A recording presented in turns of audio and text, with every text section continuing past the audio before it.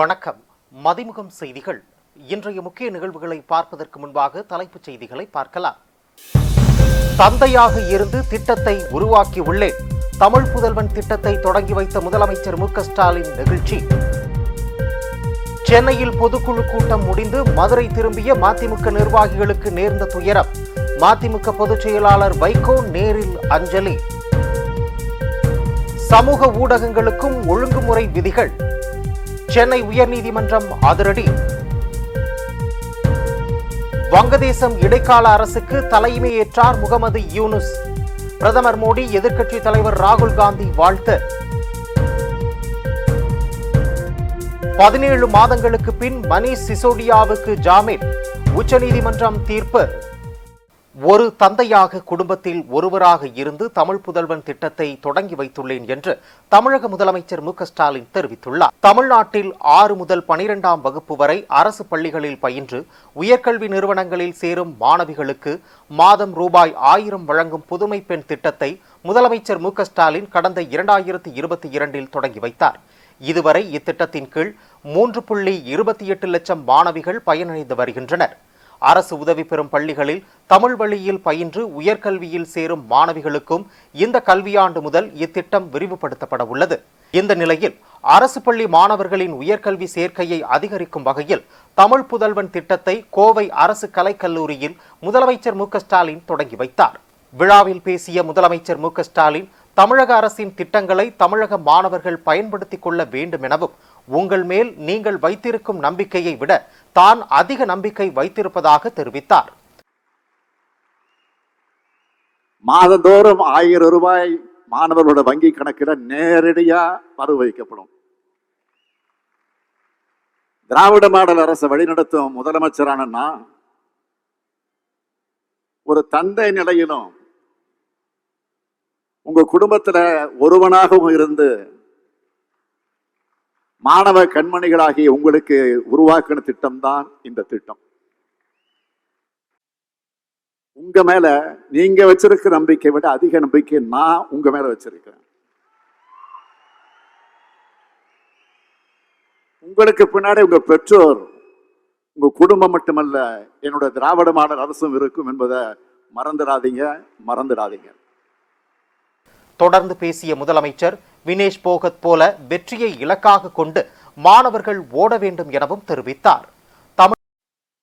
ஒலிம்பிக்ல பங்கேற்ற சகோதரி விக்னேஷ் போகத் அவர்கள் தன்னுடைய வாழ்க்கையில எப்படிப்பட்ட தடங்கல்களை எதிர்கொண்டார்னு உங்க எல்லாருக்கும் நல்லா தெரியும். ஆனா அவர் பலவீனமா வீட்டுக்குள்ள முடங்கிடாம தைரியமும் தன்னம்பிக்கையும் அசாத்தியும் துணிச்சலும் உள்ள பெண்ணா போராடி இன்னைக்கு நாம எல்லாரும் பாராட்டக்கூடிய அளவுக்கு இன்னைக்கு அவர் கொடி கட்டி பறந்து கொண்டிருக்கிறார். ஒன்றை மட்டும் ஞாபகத்தில் வச்சுக்கோங்க, தடைகள் என்பது உடை தெரியத்தான். தடைகளை பார்த்து நீங்க ஒருபோதும் சோர்ந்துடக்கூடாது, முடங்கிடக்கூடாது. வெற்றி ஒன்றே உங்க இலக்காக இருக்கணும். அதை குறிவையுங்க, நிச்சயம் ஒரு நாள் வெற்றி வசப்படும். தமிழ் புதல்வன் திட்டத்தின் கீழ் 6 முதல் 12ஆம் வகுப்பு வரை அரசு பள்ளிகளில் பயின்று உயர்கல்வியில் சேரும் மாணவர்களின் வங்கிக் கணக்கில் மாதம் 1000 ரூபாய் நேரடியாக செலுத்தப்படும் என்று அறிவிக்கப்பட்டுள்ளது. மேலும் தமிழ் புதல்வன் திட்டத்தின் மூலம் அரசு மற்றும் அரசு உதவி பெறும் பள்ளிகளில் தமிழ் வழியில் படித்து 12ஆம் வகுப்பில் தேர்ச்சி பெற்று கல்லூரிகளில் சேரும் 3.28 லட்சம் மாணவர்களுக்கு மாதம் 1000 ரூபாய் பெறுவார்கள். இத்திட்டத்திற்காக 360 கோடி ரூபாய் ஒதுக்கீடு செய்யப்பட்டுள்ளதாக அரசு தெரிவித்துள்ளது. இதனிடையே தமிழ் புதல்வன் திட்டத்தை முதலமைச்சர் மு க ஸ்டாலின் தொடங்கி வைத்த நிலையில் பயனாளி மாணவர்களுக்கு அவர்களது வங்கிக் கணக்கில் 1000 ரூபாய் வரவு வைக்கப்பட்டு வருகிறது. மேலூர் அருகே சிட்டம்பட்டி சுங்கச்சாவடியில் நின்று கொண்டிருந்த சரக்கு லாரி மீது கார் மோதிய விபத்தில் உயிரிழந்த மதிமுக நிர்வாகிகள் 3 பேர் இல்லத்திற்கு மதிமுக பொதுச் செயலாளரும் மாநிலங்களவை உறுப்பினருமான வைகோ நேரில் சென்று அஞ்சலி செலுத்தினார். கடந்த 5ஆம் தேதி அதிகாலை மதுரை மாவட்டம் மேலூர் அருகே சிட்டம்பட்டி சுங்கச்சாவடியில் நின்று கொண்டிருந்த சரக்கு லாரி மீது அதிவேகமாக வந்த கார் மோதிய விபத்தில் மதிமுக தொண்டரணி அமைப்பாளர் பச்சமுத்து மற்றும் அமல்ராஜ், புலிசேகர் ஆகிய 3 பேர் நிகழ்விடத்திலேயே உயிரிழந்தனர். இந்நிலையில் மதிமுக பொதுச் செயலாளர் வைகோ, கீரைத்துறை பகுதியில் உள்ள 3 பேரின் இல்லத்திற்கு நேரில் சென்று அஞ்சலி செலுத்தினார். பின்னர் அவர்களது உறவினர்களை சந்தித்து ஆறுதல் கூறினார். அவைத்தலைவர் ஆடிட்டர் அர்ஜுன் ராஜ், பொருளாளர் செந்தில் அதீபன், மதுரை சட்டமன்ற உறுப்பினர் பூமாநாதன் உள்ளிட்டோர் உடனிருந்தனர். பின்னர் செய்தியாளர்களை சந்தித்த மதிமுக பொதுச் செயலாளர் வைகோ, உயிரிழந்த மதிமுக நிர்வாகிகள் 3 பேர் குடும்பங்களுக்கு என்ன செய்ய வேண்டுமோ அதை மறுமலர்ச்சி திராவிட முன்னேற்றக் கழகம் செய்யும் என தெரிவித்தார். அந்த மூவருடைய பெயரும் புகழும் இந்த கட்சியினுடைய சரித்திரத்தோடு சேர்ந்து காலமெல்லாம் வாழும். அந்த குடும்பங்களை காப்பதற்கு என்ன கடமையாற்ற வேண்டுமோ அந்த கடமையை மறுமலர்ச்சி திமுக எந்த தயக்கமும் இன்றி செய்யும். டெல்லி கலால் கொள்கை முறைகேடு வழக்கில் கைதான ஆம் ஆத்மி கட்சியின் மூத்த தலைவரும் முன்னாள் துணை முதலமைச்சருமான மணீஷ் சிசோடியாவுக்கு ஜாமீன் வழங்கி உச்சநீதிமன்றம் உத்தரவிட்டுள்ளது. டெல்லி கலால் கொள்கை முறைகேடு வழக்கில் கைது செய்யப்பட்ட டெல்லியின் முன்னாள் துணை முதலமைச்சர் மணீஷ் சிசோடியா மீது அமலாக்கத்துறை மற்றும் சிபிஐ தொடர்ந்த 2 வழக்குகளிலும் ஜாமீன் வழங்கி உச்சநீதிமன்ற தீர்ப்பளித்துள்ளது. உச்சநீதிமன்ற நீதிபதிகள் PR கவாயா மற்றும் KV விஸ்வநாதன் ஆகியோர் அடங்கிய அமர்வு ஜாமீன் வழங்கி உத்தரவிட்டது. மணீஷ் சிசோடியா கைது செய்யப்பட்டு 1.5 ஆண்டுகளுக்கு பிறகு ஜாமீன் வழங்கப்பட்டுள்ளது. டெல்லி கலால் கொள்கையில் முறைகேடு நடந்ததாக கூறி அமலாக்கத்துறை வழக்கு பதிவு செய்து விசாரணை நடத்தி வந்த நிலையில் கடந்த ஆண்டு பிப்ரவரி மாதம் 26ஆம் தேதி மணீஷ் சிசோடியா கைது செய்யப்பட்டார். இந்த நிலையில் ரூபாய் 10 லட்சம் செலுத்துவதோடு தனது பாஸ்போர்ட்டை ஒப்படைக்க நிபந்தனை விதித்து உச்சநீதிமன்றம் மணீஷ் சிசோடியாவுக்கு ஜாமீன் வழங்கியிருக்கிறது. பொட்டு திலகம் வைக்க வேண்டாம் என உங்களால் கூற முடியுமா? அதற்கு தடை விதிக்க முடியுமா? பெயரிலேயே மதத்தை கண்டுபிடித்து விடலாமே, அதற்கு மாற்றாக எண்களை வைத்து அழைப்பீர்களா என உச்சநீதிமன்றம் கேள்வி எழுப்பியுள்ளது. மகாராஷ்டிரா மாநிலம் மும்பை செம்பூரில் MG ஆச்சாரியா மற்றும் டிகோ மாரதா என்னும் கல்லூரி செயல்பட்டு வருகிறது. இந்த கல்லூரிக்கு அனைத்து மாணவர்களும் வழக்கம் போல் வந்தபோது திடீரென ஹிஜாப் அணிந்து வந்த இஸ்லாமிய மாணவிகள் கல்லூரிக்குள் அனுமதிக்கப்படாமல் வாசலிலேயே தடுத்து நிறுத்தப்பட்டனர். இது தொடர்பாக இஸ்லாமிய மாணவிகள் தங்களுடைய பெற்றோர்களுக்கு தெரிவித்து கல்லூரிக்கு வரவழைத்தனர். இதையடுத்து இஸ்லாமிய மாணவிகளும் அவர்களுடைய பெற்றோர்களும் கல்லூரி வாசல் முன் நின்று போராட்டம் நடத்தினர். இதனால் அந்த கல்லூரியில் பரபரப்பு ஏற்பட்டது. கல்லூரி எடுத்த இந்த நடவடிக்கையை எதிர்த்து இஸ்லாமிய மாணவிகள் உச்சநீதிமன்றத்தில் மனு தாக்கல் செய்திருந்தனர். இது தொடர்பான வழக்கு உச்சநீதிமன்ற தலைமை நீதிபதி DY சந்திரசூட் மற்றும் நீதிபதிகள் JP பர்த்திவாலா, மனோஜ் மிஸ்ரா அடங்கிய அமர்வு முன்பு இன்று விசாரணைக்கு வந்தது. அப்போது நீதிபதிகள் பொட்டு திலகம் வைக்க வேண்டாம் என உங்களால் கூற முடியுமா, அதற்கு தடை விதிக்க முடியுமா என கல்லூரியிடம் கேள்வி எழுப்பினர். மேலும் அவர்கள் பெயரிலேயே மதத்தை கண்டுபிடித்து விடலாமே, அதற்கு மாற்றாக எண்களை வைத்து அழைப்பீர்களா, மதபேதமின்றி அனைத்து மாணவர்களும் இணைந்து கல்வி கற்க வழிவகை செய்ய வேண்டும் என தெரிவித்து ஹிஜாப் அணிய தடை விதித்த மும்பை கல்லூரியின் உத்தரவை இடைக்காலமாக நிறுத்தி வைத்து உத்தரவிட்டனர். வக்பு வாரிய சட்ட திருத்த மசோதா குறித்து ஆய்வு செய்வதற்காக நாடாளுமன்ற கூட்டுக்குழு அமைக்கப்பட்டுள்ளது. மக்களவையில் வக்பு வாரிய அதிகாரங்களை திருத்தம் செய்யும் மசோதாவை மத்திய அமைச்சர் கிரண் ரிஜிஜு தாக்கல் செய்தார். மக்களவையில் தாக்கல் செய்யப்பட்ட வக்பு வாரிய சட்ட திருத்த மசோதாவிற்கு எதிர்க்கட்சிகள் பலரும் எதிர்ப்பு தெரிவித்தனர். இந்த நிலையில் வக்பு வாரிய சட்ட திருத்த மசோதாவை ஆய்வு செய்வதற்காக 31 பேர் கொண்ட கூட்டுக்குழு அமைக்கப்பட்டுள்ளது. இக்குழுவில் ஆராசா, ஓவைசி, தேஜஸ்வி சூர்யா, இம்ரான் மசூத் உள்ளிட்ட 21 பேர் மற்றும் மாநிலங்களவையைச் சேர்ந்த 10 உறுப்பினர்களும் இடம்பெற்றுள்ளனர். திமுக, காங்கிரஸ், சமாஜ்வாதி, பாஜக உள்ளிட்ட கட்சிகளைச் சேர்ந்த எம்பிக்கள் இக்குழுவில் உள்ளனர். பாஜகவின் ஜெகதாம்பிகா பால் தலைமையில் வக்பு வாரிய சட்ட திருத்த மசோதாவை பரிசீலிக்க கூட்டுக்குழு அமைக்கப்பட்டுள்ளது. அடுத்த நாடாளுமன்ற கூட்டத்தொடரின் முதல் வாரத்தின் கடைசி நாளில் நாடாளுமன்ற கூட்டுக்குழு அறிக்கையை சமர்ப்பிக்கும் என்று தெரிவிக்கப்பட்டுள்ளது. வங்கதேசத்தில் நிலவும் நெருக்கடிக்கு மத்தியில் இந்தியா வங்கதேசம் எல்லையை கண்காணிக்க உயர்மட்ட குழுவை இந்தியா அமைத்துள்ளது. இந்தியா வங்கதேச எல்லையை கண்காணிக்க உயர்மட்ட குழுவை இந்தியா அமைத்துள்ளது. இந்திய வங்கதேச எல்லையை பாதுகாக்கும் எல்லை பாதுகாப்பு படை கூடுதல் இயக்குனர் ஜெனரல் தலைமையில் இந்த குழு அமைக்கப்பட்டுள்ளது. இதில் தெற்கு வங்காளம், திரிபுரா பகுதியின் எல்லை பாதுகாப்பு படை தலைவர், இந்திய துறைமுக ஆணையத்தின் செயலாளர் மற்றும் திட்ட வளர்ச்சி குழுவின் உறுப்பினர் ஆகியோர் இடம்பெற்றுள்ளனர். வங்கதேசத்தில் உள்ள அதிகாரிகளுடன் இந்த குழு தொடர்பில் இருக்கும் என்றும் எல்லையில் உள்ள பாதுகாப்பை இந்த குழு தொடர்ந்து கண்காணிக்கும் என்றும் அமித்ஷா தனது எக்ஸ் பக்கத்தில் பதிவிட்டுள்ளார். மேலும் இந்த குழுவின் மூலமாக வங்கதேசத்தில் உள்ள இந்துக்கள் உள்ளிட்ட சிறுபான்மையினரின் பாதுகாப்பு உறுதி செய்யப்படும் என்றார். முதுநிலை நீட் தேர்வை தள்ளி வைக்க கோரி தொடரப்பட்ட மனுக்களை உச்சநீதிமன்றம் தள்ளுபடி செய்துள்ளது.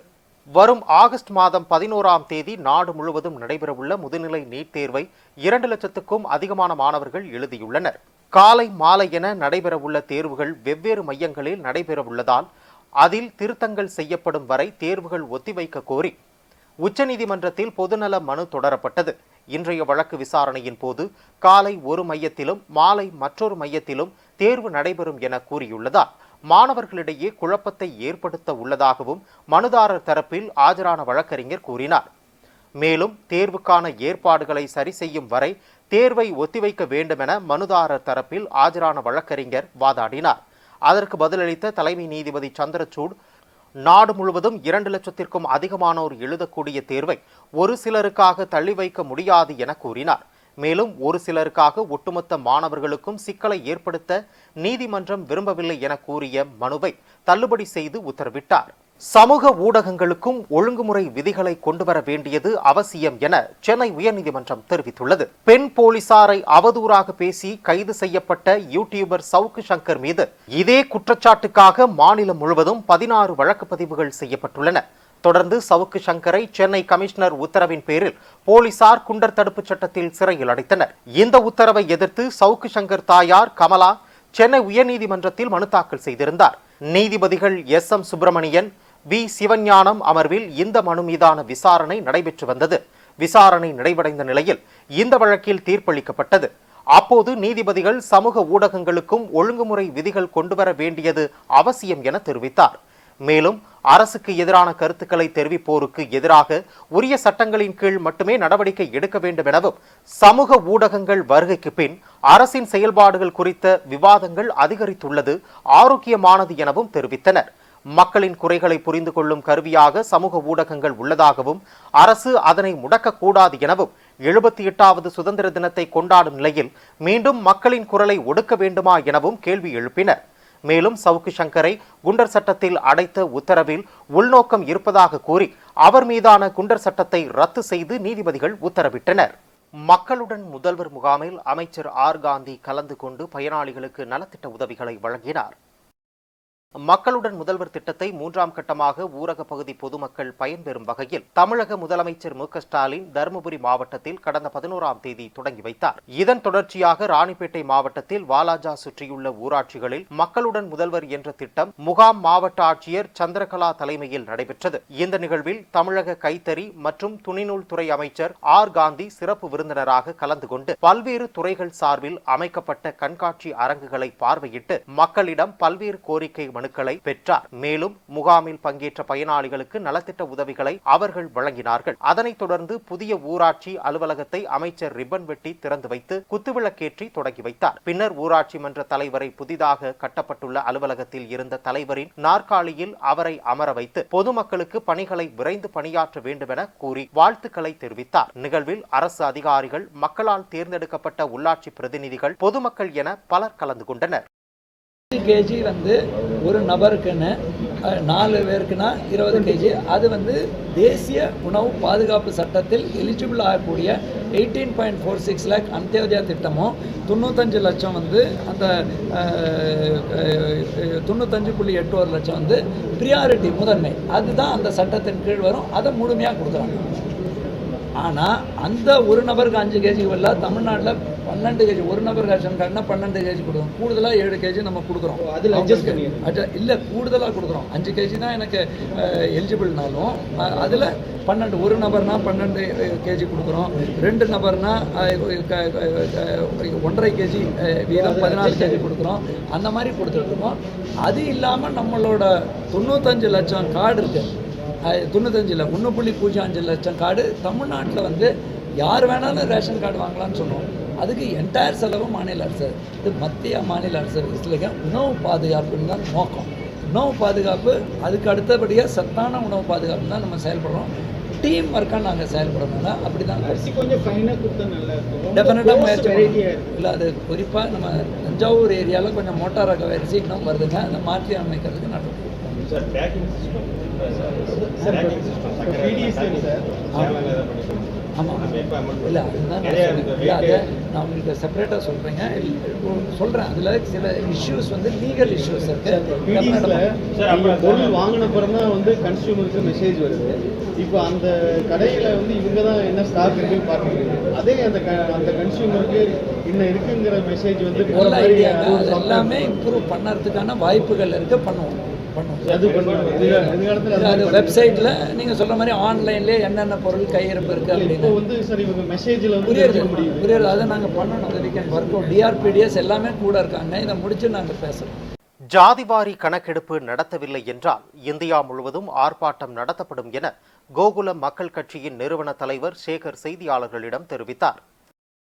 சென்னை எக்மோரில் உள்ள தனியார் விடுதியில் கோகுலம் மக்கள் கட்சியின் ஆலோசனைக் கூட்டம் நடைபெற்றது. கூட்டத்திற்கு பிறகு செய்தியாளர்களிடம் பேசிய கோகுலம் மக்கள் கட்சியின் நிறுவன தலைவர் சேகர், எங்கள் ஆலோசனைக் கூட்டத்தில் முக்கிய தீர்மானம் நிறைவேற்றியுள்ளோம். கடந்த 35 ஆண்டுகளாக கல்வி, வேலைவாய்ப்பில் யாதவ மக்கள் புறக்கணிக்கப்பட்டுள்ளதால் தமிழகத்தில் மாறி மாறி ஆட்சி அமைத்து எங்கள் சமூகம் 3 தலைமுறையாக எந்த முன்னேற்றமும் இல்லாமல் உள்ளோம் எனவும், இதற்கு தீர்வாக உடனே ஜாதிவாரி கணக்கெடுப்பு நடத்த வேண்டும். எங்களுடைய கோரிக்கையை ஆட்சியாளர்கள் கண்டுகொள்ளவில்லை. உடனே ஜாதிவாரி கணக்கெடுப்பை நடத்த வேண்டும். அப்படி இல்லை என்றால் அனைத்து யாதவ சங்கங்களும் இணைந்து முதல் கட்டமாக தமிழகம் முழுவதும் கண்டன ஆர்ப்பாட்டம் நடைபெறும். பிறகு இந்தியா முழுவதும் போராட்டம் நடத்தப்படும் என தெரிவித்தார். சாதிவாரி கணக்கெடுப்பு நடத்தி விகிதாச்சார அடிப்படையில் இடஒதுக்கீடு வழங்க வேண்டும் என்று பல்வேறு போராட்டங்கள், அறப்போராட்டங்கள், சாலை மறியல்கள் எல்லாம் செய்து அரசுக்கு நினைவூட்டியும் கூட ஒருவரை மாற்றி மாற்றி தொடர்ந்து சாதிவாரி கணக்கெடுப்பு நடத்தாமல் அதன் மூலம் கிடைக்கக்கூடிய சமூக நீதியை பாதுகாத்து தராமல் தொடர்ந்து காலம் தாழ்த்தி வருவது ஒடுக்கப்பட்ட, நசுக்கப்பட்ட, பிற்படுத்தப்பட்ட சமுதாய மக்களுடைய வழிகளை மேலும் உயர்த்துவதாக தான் இருக்கிறதை ஒழிய தொடர்ந்து சமூக நீதியில் உரிய பங்களிப்பு பெற முடியாமல் தமிழ்நாட்டில் வாழ்கின்ற யாதவ பெருங்குடி மக்கள் பெரிய அளவிலே பாதிக்கப்பட்டிருக்கின்றார்கள். நாங்கள் பல்வேறு கோரிக்கை மனுக்களை முதல்வருக்கும் ஆட்சியாளர்கள் அரசுக்கும் கொடுத்தும் பல போராட்டங்கள் நடத்தியும் கண்டுகொள்ளாமல் நகர்த்தி செல்வது என்பது மிகப்பெரிய வேதனையை தருகிறது.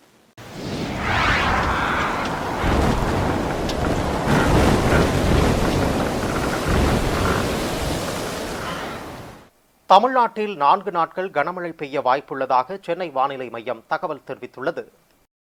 இது தொடர்பாக சென்னை வானிலை மையம் வெளியிட்டுள்ள அறிக்கையில், திருப்பத்தூர், வேலூர், ராணிப்பேட்டை, திருவள்ளூர், காஞ்சிபுரம், திருவண்ணாமலையில் கனமழைக்கு வாய்ப்பு உள்ளதாக தெரிவிக்கப்பட்டுள்ளது. கோவை, நீலகிரி, தேனி, திண்டுக்கல், தென்காசி, நெல்லை, குமரி, மதுரை, சிவகங்கை, ராமநாதபுரம், தூத்துக்குடி, புதுக்கோட்டை, தஞ்சையில் ஆகஸ்ட் 11ஆம் தேதி கனமழை பெய்ய வாய்ப்பு உள்ளதாக தெரிவிக்கப்பட்டுள்ளது. அதேபோல் கோவை, நீலகிரி, தேனி, திண்டுக்கல், தென்காசி, நெல்லை, கிருஷ்ணகிரி, தருமபுரி, திருப்பத்தூர், ஈரோடு, குமரி மாவட்டங்களில் ஓரிரு இடங்களில் ஆகஸ்ட் 13ஆம் தேதி கனமழை பெய்ய வாய்ப்பு உள்ளது எனவும் வானிலை மையம் கூறியுள்ளது.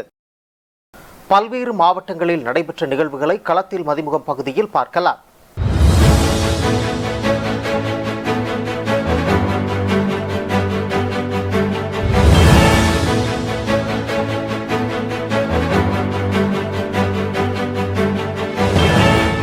கோவில்பட்டி அருகே பழனியப்பர் தெருவை சேர்ந்தவர் சதாம் ஹுசேன். இவரது மனைவி ஃபாத்திமா சலிமா. இவர் தென்காசி மாவட்டம் ஆலங்குளம் பகுதியில் தந்தை வீட்டில் உள்ளார். இந்நிலையில் மனைவியை பார்ப்பதற்காக சதாம் ஹுசேன் இருசக்கர வாகனத்தில் பழனியிலிருந்து வந்துவிட்டு மீண்டும் பழனி நோக்கி சென்று கொண்டிருந்த பொழுது தூத்துக்குடி மாவட்டம் கோவில்பட்டி 4 வழி சாலையில் தனியார் மில் பணியாளர் வாகனம் மீது மோதி விபத்துக்குள்ளானது.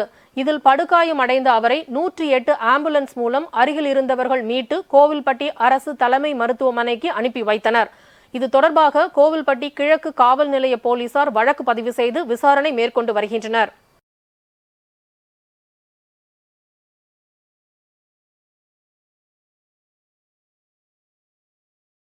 ஆயிரத்து 1942ஆம் ஆண்டு ஆகஸ்ட் 8ஆம் தேதி நடைபெற்ற வெள்ளையனே வெளியேறு இயக்கத்தை நினைவு கூறும் வகையிலும் சுதந்திர போராட்ட வரலாறு குறித்து மாணவ மாணவியர்கள் அறிந்து கொள்ளும் வண்ணம் தூத்துக்குடி மாவட்டம் கோவில்பட்டி தலைமை அஞ்சலகத்தில் சிறப்பு தபால் தலை கண்காட்சி நடைபெற்றது.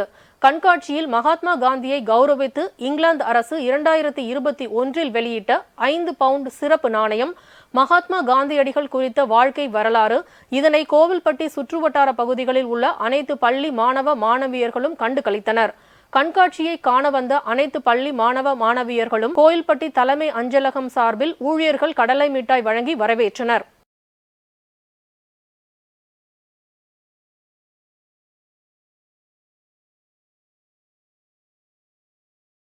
திருப்பூர் மாவட்டம் தாராபுரம் நகராட்சிக்கு உட்பட்ட 4வது வார்டு காமன் கோவில் தெருவில் கடந்த 15 ஆண்டுகளுக்கு முன்பு சாலையை ஆக்கிரமித்து வீடு கட்டப்பட்டதாக கூறப்படுகிறது. இதன் காரணமாக அந்த வீதியில் பின்பக்கமாக இருக்கும் பொதுமக்கள் தங்கள் வீடுகளுக்கு பொருட்களை கொண்டு செல்ல முடியாமல் அவதி அடைந்து வருகின்றனர். இது குறித்து நகராட்சியில் புகார் தெரிவித்தும் எந்தவித நடவடிக்கையும் எடுக்கப்படாத நிலையில் சாலையில் கட்டுமான பொருட்கள் வைக்கப்பட்டுள்ளதாக நகராட்சி அதிகாரிகள் JCB வாகனத்துடன் பொருட்களை பறிமுதல் செய்ய வந்ததால் ஆத்திரமடைந்த பொதுமக்கள் சாலையை ஆக்கிரமித்து கட்டப்பட்டுள்ள வீட்டின் மீது நடவடிக்கை எடுக்காமல் பாதிக்கப்பட்ட பொதுமக்களின் பொருட்களை பறிமுதல் செய்யும் நகராட்சியின் ஒரு தலைப்பட்சமான செயலை கண்டித்து நகராட்சி அதிகாரிகளிடம் வாக்குவாதத்தில் ஈடுபட்டு வாகனங்களை சிறைப்பிடித்து சாலை மறியலில் ஈடுபட்டனர்.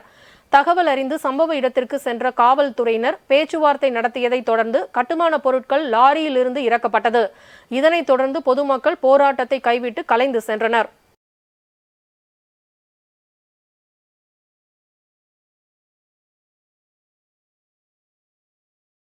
திருப்பூர் மாநகராட்சிக்கு உட்பட்ட கிருஷ்ணா நகர் அமராவதி நகர் இடையே பொதுமக்கள் பல ஆண்டுகளாக பயன்படுத்தி வந்த பாதையை அமராவதி நகரை சேர்ந்த சிலர் தங்களுக்கான இடம் என கூறி வேலி அமைத்து தடுத்துள்ளதால் பொதுமக்கள் அவதி அடைந்தனர். குழந்தைகளை பள்ளிக்கு அழைத்து செல்ல முடியாமலும் வாகனங்கள் தங்கள் பகுதிக்கு வர முடியாமலும் தவிப்பதாகவும் 2 அடி மட்டுமே பாதை இருப்பதால் தங்களை நவீன தீண்டாமைப்படுத்துவதாக பொதுமக்கள் குற்றச்சாட்டு வைத்துள்ளனர். அமராவதி நகர் 54வது வார்டில் 10-20 வருஷமா குடியிருந்துட்டு இருக்கிறோம். எங்க ஏரியா வந்து அமராவதி நகருங்க. இந்த பக்கம் இருக்கிறது வந்து கிருஷ்ணா நகர். இது வந்து அமராவதி நகர் எக்ஸ்டனுங்க. இது வந்து ரிசர்வ் சைட் அப்படிங்கிறதுனால இத்தனை நாள வந்து நாங்கள் வந்து நடந்துட்டு இருந்தோம். இன்னைக்கு வந்து ரிசர்வ் சைட்டுங்கிற பேர்ல வந்து இதை வந்து மறைச்சிருக்கிறாங்க. 100 குடும்பம் உள்ள வந்து நாங்கள் வந்து குடியிருக்கிறோம். எங்களுக்கு வந்து இன்னைக்கு வந்து பாதை இல்லை. இதுல வந்து ஒரு 4 அடி சந்து தான் வந்து எங்களுக்கு வந்து இருக்குது அப்படிங்கிற மாதிரி சொல்றாங்க. இந்த 4 அடி சந்துல ஒரு ஆம்புலன்ஸோ, ஒரு தண்ணி லாரியோ, ஒரு பால் வண்டியோ, ஒரு கேஸ் சிலிண்டர் வண்டியோ இதுல வந்து வர்றதுக்கு வந்து எங்களுக்கு வந்து வாய்ப்பு இல்லை. இத்தனை நாளா நாங்கள் பயன்படுத்தின நடைபாதை உரிமையை வந்து எங்களுக்கு வந்து இன்னைக்கு வந்து மறுக்கிறாங்க. காரணம் என்ன? ரிசர்வ் சைட் அப்படிங்கிற பேர்ல எங்களுக்கு வந்து ஆக்கிரமிப்பு பண்ணியிருக்கிறாங்க. இந்த இடத்த தனியார் ஆக்கிரமிப்பு பண்ணியிருக்கிறாங்க. மாநகராட்சியோ தமிழ்நாடு அரசோ வந்து இதுல வந்து இந்த வேலி போடலைங்க. தனியார் ஒரு 4-5 பேர் வந்து நைட்டா வந்து வேலி போட்டு போயிருக்கிறாங்க. இதுதான் நடந்து உண்மைங்க. மயிலாடுதுறை அருகே தலை ஞாயிறு கூட்டுறவு சர்க்கரை ஆலை 1987ஆம் ஆண்டு எம்ஜிஆர் ஆட்சி காலத்தில் துவங்கப்பட்டது. 1993ஆம் ஆண்டு 1500 டன் கரும்பு பிழியும் திறனை 3500 டன் கரும்பு பிழியும் திறன் கொண்டதாக ஆலை விரிவாக்கம் செய்யப்பட்டது. அந்த வேலையை தனியார் நிறுவனம் ஒன்று செய்துள்ளது. இந்த விரிவாக்க பணிகள் முறையாக செய்யாததால் 3500 டன் முழு கொள்ளளவை அரைக்க இயலாமல் ஆலை நஷ்டத்தில் இயங்கியது. இதனால் தனியார் நிறுவனத்திற்கு ரூபாய் 2 கோடி பாக்கியை ஆலை நிர்வாகம் வழங்கவில்லை. இதுகுறித்து உயர்நீதிமன்றத்தில் தனியார் நிர்வாகம் வழக்கு தொடுத்து நிலுவைத் தொகை அபராதத்துடன் சுமார் ரூபாய் 6 கோடி பெறுவதற்கான உத்தரவை பெற்றதாக கூறப்படுகிறது. விவசாயிகளின் இந்த கூட்டுறவு சர்க்கரை ஆலையை இயக்குவதற்கு நடவடிக்கை எடுப்பதாக தமிழக அரசு கூறிய நிலையில் அனைத்து குழுவினரும் ஆய்வு செய்தும் ஆலையை இயக்குவதற்கு நடவடிக்கை எடுக்காமல் விவசாயிகளுக்கு எதிராக அரசு செயல்படுவதாகவும் ஆலையை இயக்க நடவடிக்கை எடுக்காவிட்டால் மிகப்பெரிய அளவில் போராட்டம் நடத்தப்படும் என்று விவசாயிகள் தெரிவித்தனர். மயிலாடுதுறை மாவட்டம் மேலப்பாண்டூர் கிராமத்தில் ஊராட்சி ஒன்றிய தொடக்கப்பள்ளி அமைந்துள்ளது. 63 ஆண்டுகள் பழமை வாய்ந்தது. தற்போது 10 ஆண்டுகளுக்கு மேலாகிய நிலையில் பள்ளி கட்டிடத்தில் விரிசல் ஏற்பட்டு மேற்புற காரைகள் கை வைத்தவுடன் பெயர்ந்து விழும் அளவிற்கு மிக மோசமான நிலையில் கட்டிடம் உள்ளது. இதுகுறித்து பலமுறை ஊராட்சி நிர்வாகத்திடம் புகார் அளித்தும் எந்த நடவடிக்கையும் எடுக்கப்படாத நிலையில் சமீபத்தில் மேற்புற காரை பெயர்ந்து விழுந்து மாணவர் ஒருவருக்கு காயம் ஏற்பட்டதாக அப்பகுதி மக்கள் குற்றம் சாட்டியுள்ளனர். அரசு சான்றிதழ் பெற்று 30 வருடங்களுக்கு மேலான நிலையில் அசம்பாவிதம் எதுவும் நடைபெறாமல் இருக்க முன்கூட்டியே மாணவர்களை தற்காலிகமாக வேறு பகுதிக்கு மாற்றி கட்டிடத்தை இடித்து தரம் உயர்த்தப்பட்ட புதிய பள்ளி கட்டிடமாக கட்டித்தர வேண்டும் என முன்னாள் மாணவர்கள் கோரிக்கை விடுத்துள்ளனர்.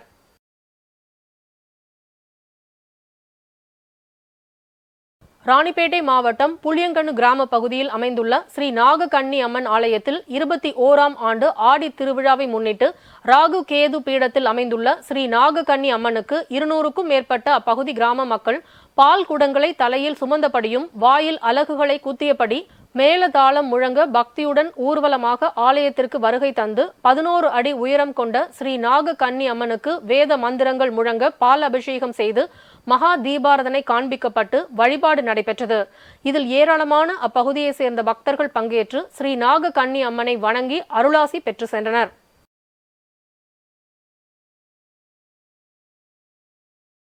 ராணிப்பேட்டை மாவட்டம் வாலாஜா பகுதியில் இருந்து அம்மூர் நோக்கி சென்ற அரசு பேருந்தில் கல்லூரி மாணவர்கள் ஆபத்தான முறையில் பேருந்து படிக்கட்டுகளில் தொங்கியபடி கால்களை சாலையில் தேய்த்தபடி சாலை பயணிகள் மற்றும் பொதுமக்களை அச்சுறுத்தும் விதமாக பயணம் செய்த செயல் பொதுமக்களை அதிர்ச்சிக்குள்ளாக்கியது. மேலும் மாணவர்கள் ஆபத்தான முறையில் பயணம் செய்வதை கூட பொருட்படுத்தாமல் பேருந்து ஓட்டுநர் மற்றும் நடத்துனர் பேருந்தை தொடர்ந்து இயக்கியது பெரும் அதிர்ச்சியை ஏற்படுத்தியுள்ளது. அரசு மற்றும் மாவட்ட நிர்வாகத்தினர் பள்ளி கல்லூரிகளில் போதிய விழிப்புணர்வுகளை ஏற்படுத்தி வரும் நிலையிலும் சில மாணவர்கள் அதனை பொருட்படுத்தாமல் ஆபத்தான முறையில் சாகசம் செய்வதாக எண்ணிக்கொண்டு பயணம் செய்வது பெற்றோர்கள் மற்றும் பொதுமக்கள் மத்தியில் மிகுந்த வருத்தத்தை ஏற்படுத்தியுள்ளது.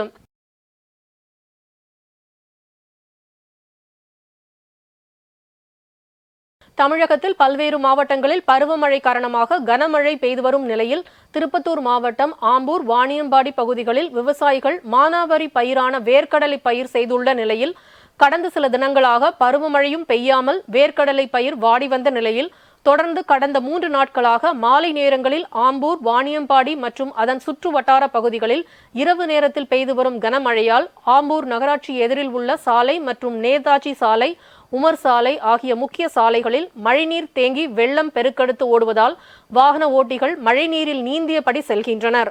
தற்போது பெய்து வரும் கனமழையால் நிலத்தடி நீர்மட்டம் உயர்வதால் விவசாயிகள் மற்றும் பொதுமக்கள் மகிழ்ச்சி அடைந்துள்ளனர். திருவண்ணாமலை மாவட்ட ஆட்சியர் அலுவலகம் முன்பு இந்திய தொழிற்சங்க மையம் சார்பில் அண்ணாமலையார் கோவில் நிர்வாகத்தை கண்டித்து நடைபாதை கடை வியாபாரிகளின் வாழ்வாதாரத்தை பாதுகாக்க வலியுறுத்தியும் கண்டன ஆர்ப்பாட்டம் நடைபெற்றது. திருவண்ணாமலை அண்ணாமலையார் கோவில் கோபுரங்கள் முன்பு கடந்த 50 ஆண்டுகளுக்கும் மேலாக அமைந்துள்ள பூ, மாலை, தேங்காய், பழம் உள்ளிட்ட பொருட்கள் விற்பனை செய்யும் தரை கடைகளை அகற்றுவதை அண்ணாமலையார் கோவில் நிர்வாகம் கைவிட வேண்டும், தினசரி வரி நிர்ணயித்து வசூலித்திட வேண்டும் என்பது உள்ளிட்ட பல்வேறு கோரிக்கைகளை வலியுறுத்தி CITU சங்கம் சார்பில் கண்டன ஆர்ப்பாட்டம் நடைபெற்றது. இந்த ஆர்ப்பாட்டத்தில் மாவட்ட துணைத் தலைவர் வே. சங்கர், CITU நிர்வாகிகள் K. காங்கேயன், ரா. பாரி, S. முரளி, மாவட்ட நிர்வாகிகள் M. வீரபத்ரன், A. சேகர், சரவணன், கமலக்கண்ணன் உள்ளிட்ட பலர் கலந்து கொண்டனர். இன்றைய தங்கம் வெள்ளி விலை வழங்குவோர் ஆர்டிகா கோல்ட் கம்பெனி. சென்னையில் ஆபரண தங்கத்தின் விலை சவரனுக்கு ரூபாய் 600 உயர்ந்து ரூபாய் 51,400க்கு விற்பனை செய்யப்படுகிறது. 22 கேரட் தங்கத்தின் விலை கிராமுக்கு ரூபாய் 75 உயர்ந்து ரூபாய் 6,425க்கு விற்பனையாகிறது. 1 கிராம் வெள்ளி விலை ரூபாய் 1.50 காசுகள் உயர்ந்து ரூபாய் 88க்கு விற்பனை செய்யப்படுகிறது. ஜப்பானில் அடுத்தடுத்து நிகழ்ந்த சக்தி வாய்ந்த நிலநடுக்கத்தால் அங்கு சுனாமி எச்சரிக்கை விடுக்கப்பட்டுள்ளது.